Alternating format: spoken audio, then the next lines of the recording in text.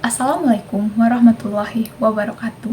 Perkenalkan, saya Belinda Dwi Ananda, biasa dipanggil Elin, dari jurusan Proteksi Tanaman, Fakultas Pertanian Universitas Andalas, dengan nomor NIM 2310252017.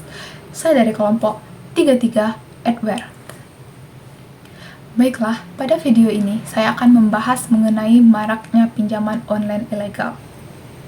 Di zaman teknologi yang canggih ini, semua hal terasa mudah, begitupun dengan pemodalan. Dulu, masyarakat sangat sulit untuk mendapatkan pinjaman uang. Namun, sekarang, untuk mendapatkan pinjaman uang begitu mudah.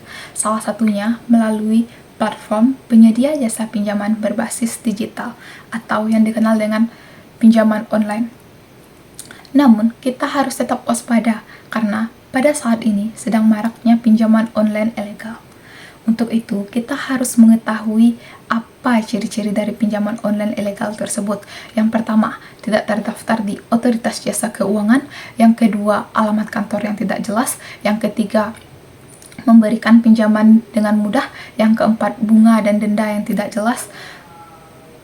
Untuk itu, kita harus lebih teliti sebelum melakukan pinjaman online.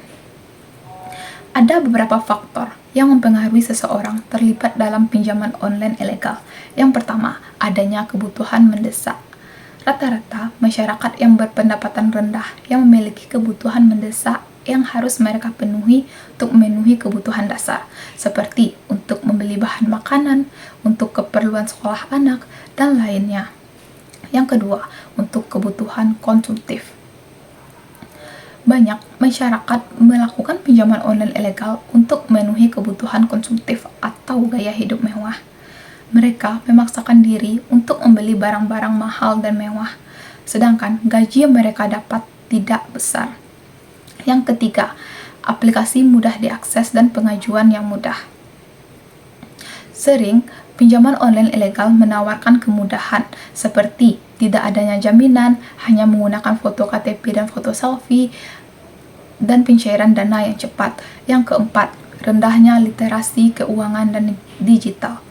Banyak masyarakat yang terlibat dalam pinjaman online ilegal karena mereka hanya memikirkan kemudahannya saja, tanpa memikirkan bahaya yang akan diakibatkan ke depannya. Ada dampak negatif dari pinjaman online ilegal. Yang pertama, nilai bunga yang tinggi. Yang kedua, diteror debt collector. Yang ketiga, pemberian denda yang tidak wajar. Dan yang keempat, penyalahgunaan data pribadi. Selanjutnya, ada cara menghindari agar tidak terlibat dalam pinjaman online ilegal, serta solusi apabila terlibat dalam pinjaman online ilegal. Cara agar tidak terlibat dalam pinjaman online ilegal yaitu, yang pertama, cek di website resmi OJK. Yang kedua, jangan tergiur dengan ajakan-ajakan memaksa. Yang ketiga, lihat transparansi bunga. Yang keempat, cek aplikasi dan situsnya. Yang kelima, menggunakan identitas digital. Dan yang keenam, rekam jejak digitalnya. Selanjutnya ada solusi apabila sudah terlibat dalam pinjaman online ilegal. Yang pertama, segera lunasi pinjaman online tersebut. Yang kedua, laporkan aplikasi dan situsnya kepada pihak yang berwajib. Yang ketiga, jangan gali lubang tutup lubang. Maksud dari gali lubang tutup lubang di sini adalah jangan melakukan pinjaman baru untuk menutupi pinjaman yang lama. Yang keempat, blokir nomor telepon penagih yang tidak beretika. Dan yang kelima, hindari meminjam pada pinjaman online ilegal. Baiklah, mungkin hanya itu yang dapat saya sampaikan. Saya tutup dengan Assalamualaikum warahmatullahi wabarakatuh.